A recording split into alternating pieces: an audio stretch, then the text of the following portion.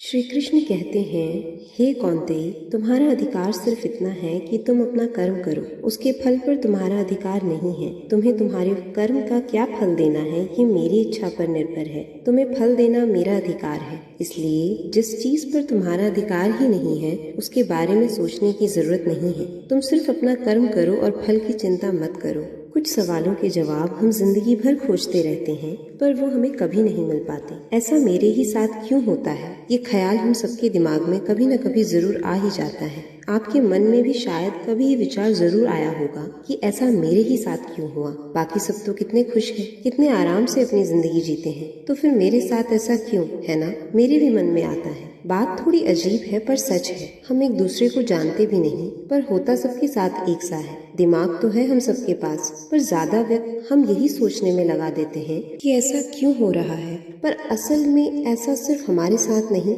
सबके साथ हो रहा होता है। जैसे ही हमारे सामने कोई मुश्किल आती है, कुछ हमारे मन का नहीं होता, कोई हमें दुख पहुंचाता है या कुछ बुरा घटित हो जाता है, तो हम कभी खुद को और कभी ईश्वर को कोसते हैं। और अक्सर सिर्फ एक बात दिमाग में आती है, मैं ही क्यों, ऐसा मेरे ही साथ क्यों?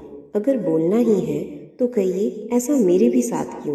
क्योंकि विश्वास मानिए, इतना ही दुख या इससे भी ज्यादा दुख और भी लोग झेल चुके हैं और फिर भी अपनी जिंदगी में खुश हैं।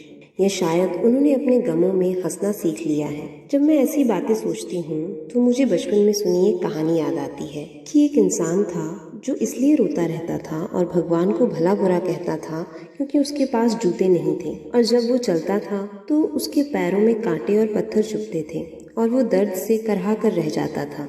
वह अक्सर ईश्वर से यही प्रार्थना करता था कि प्रभु, इस बार कम से कम इतनी कृपा करना कि मुझे जूते मिल जाएं। पर एक दिन वो अपना दर्द भूल गया जब उसने एक ऐसे इंसान को देखा जिसके पैर ही नहीं थे। उस दिन उसकी समझ में आया कि वह तो अपने को ही बहुत दुखी समझता था, पर इस इंसान के तो पैर ही नहीं है, वह कैसे चलता होगा?